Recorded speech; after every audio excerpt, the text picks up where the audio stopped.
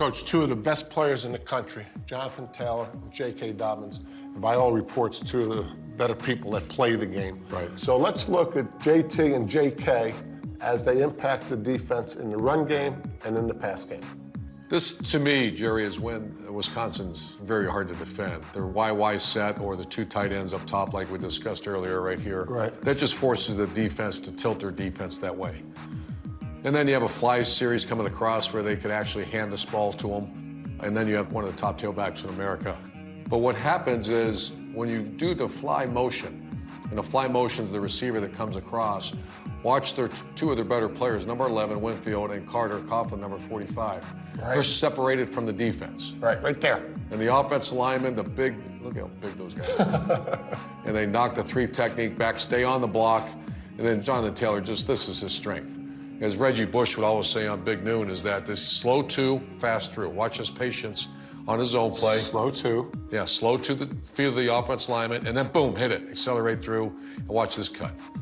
You know, this is what's going to make him a great NFL back as well. Gets his pad level down, excellent play. Obviously one of the best backs in the country. Right. As you said, Coach, a minute ago, is one of the value of having a Heisman contender or a Heisman candidate and Jonathon Taylor is you have to defend him. Watch the whole defense get sucked into this. Right. The fullback's wide open in a flat. Why is that? If that's an average running back, you're not going to see the whole defense go after him. But this is one way that you utilize him. How do you utilize him? Use him as a decoy. But I think this is going to be a big part of the game. Just, you know, dink and dunk, move the chains against one of the best defenses in America.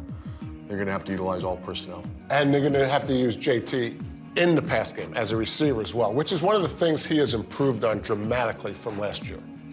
This is, for the viewer, this is going to be really intriguing. I'm saying Wisconsin knew this pressure was coming. And the defensive end, their best player, best pass rusher, Carter Coughlin, is now have to cover Jonathon Taylor in space. Got the wheel. Yeah, he's got the wheel. So here it is. It's a five-man pressure. Notice the free safety and middle linebacker coming. Right. Up top is dropping. And he's got basically man-to-man on Jonathon Taylor. Now, the question I always ask our coaches when we do things like this, how many times in practice is he working on the wheel route? Right. I think we know the answer to that, not very often. You know, defensive ends aren't made to be run 20 yards down the field to play the ball in the air. Right.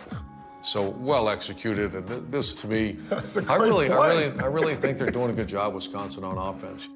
All right, Coach, we did Jonathon Taylor, run the ball, his impact on play action, his impact as a receiver. Let's do the same thing for J.K. Dobbins. So this is one of J.K.'s specialty plays, and Ryan Day actually brought this to the Ohio State offense. You can tell just the technique by the left tackle. Right. And everyone, this is a predetermined cutback play. And J.K.'s setting it up, downhill, notice how slow he is too, and then fast through. And this is, you know, it's just whenever you lose leverage in defense, it's bad. It's Right. bad. You know, number 7, Hudson for Wolverines, you know, he's got to get his eyes up quicker than this. And this is just, you know, a good athlete in space, runs away from their defenders.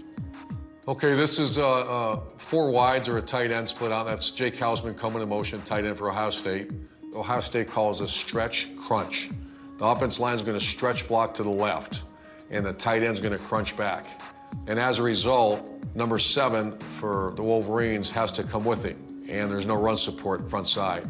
This play has become Ohio State's primary play. It used to be when you had Carlos Hyde and you had Zeke Elliott and even Mike Weber, a little stronger back. It was more of the tight zone.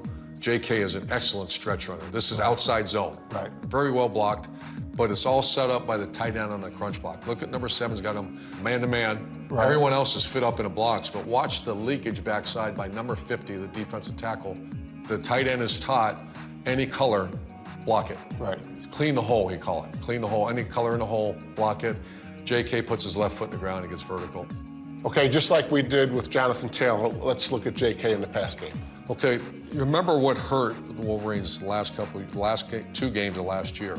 They played very good against Notre Dame, stopping the crossing routes. Do you remember how they did it?